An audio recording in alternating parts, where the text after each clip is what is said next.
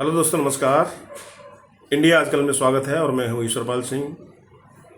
पेश है एक नया वीडियो।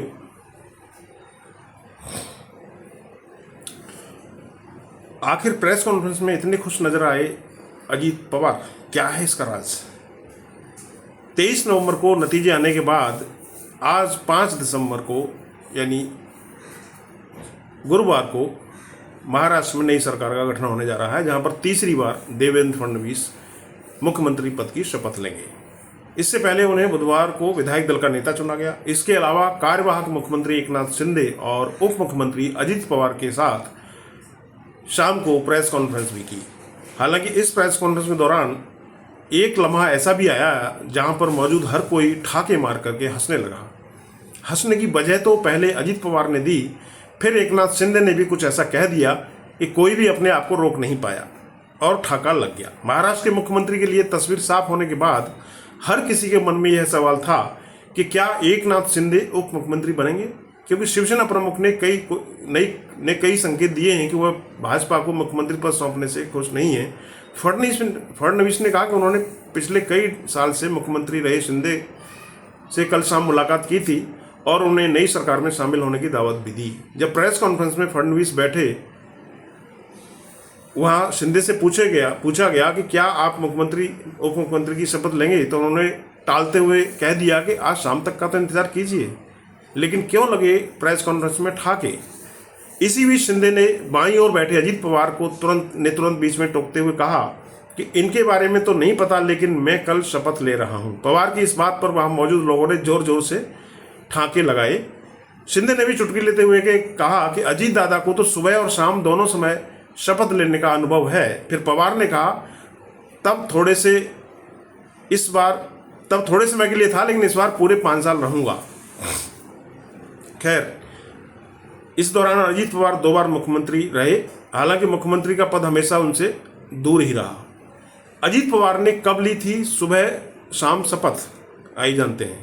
दरअसल चुनाव नतीजों के बाद शिवसेना के भाजपा के साथ गठबंधन तोड़ने के बाद नवंबर 2019 में अजीत पवार ने फडणवीस के तहत बिल्कुल सुबह के समय में उप मुख्यमंत्री की शपथ ले ली थी। लेकिन फडणवीस पवार सरकार सिर्फ 3 दिन ही चली, क्योंकि पवार राष्ट्रवादी कांग्रेस पार्टी एनसीपी के पर्याप्त विधायकों का समर्थन हासिल करने में नाकाम साबित हुई। उस समय एनसीपी के अध्यक्ष शरद पवार थे।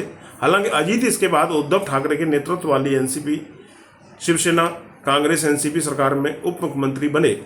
शिंदे की बगावत की वजह से ठाकरे सरकार गिरने के बाद अजीत पवार ने एक बार फिर सबको चौंकाते हुए शिंदे के नेतृत्व वाली सरकार में उप मुख्यमंत्री पद की शोभा बढ़ाई।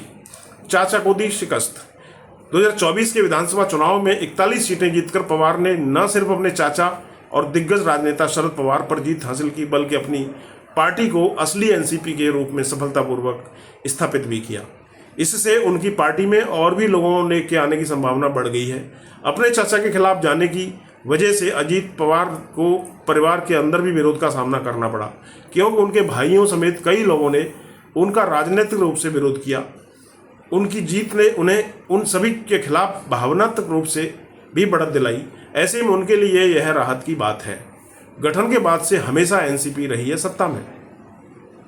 याद रहे कि सन 1999 में अपने गठन के बाद से ही 2014-19 में 5 साल के कार्यकाल को छोड़ दें तो एनसीपी हमेशा सरकार का हिस्सा ही रही है। 2019 के बाद भी चाहे वह एमबीए हो या महायुति या एनसीपी सत्ता में रही है। पार्टी सत्ता में पनपती है। इस बार महायुति के पक्ष में भारी जनादेश के साथ सरकार अगले 5 वर्षों तक सुचारू रूप से चलने की उम्मीद है और फिलहाल उन्हें कोई चुनौती भी नहीं है। महायुति का हिस्सा बनने से पहले अजीत पवार और उनके रिश्तेदारों को कई तरह का सामना करना पड़ा था। उनके ऊपर कई केंद्रीय एजेंसियों ने कई बार छापेमारी की। हालांकि भाजपा से हाथ मिलाने के बाद में उन्होंने राहत की सांस ली। लड़ सकते हैं दिल्ली विधानसभा का चुनाव। महाराष्ट्र चुनाव में कामयाबी का स्वाद चखने के बाद अजीत पवार ने दिल्ली में अपनी पार्टी के नेताओं के साथ मुलाकात के दौरान कहा कि हम अपनी पार्टी को वापस नेशनल दर्जा दिलाएंगे। उन्होंने कहा कि घोषणा करते हुए कहा कि उनकी पार्टी राष्ट्रीय पार्टी का दर्जा हासिल करने के लिए दिल्ली विधानसभा का चुनाव लड़ेगी।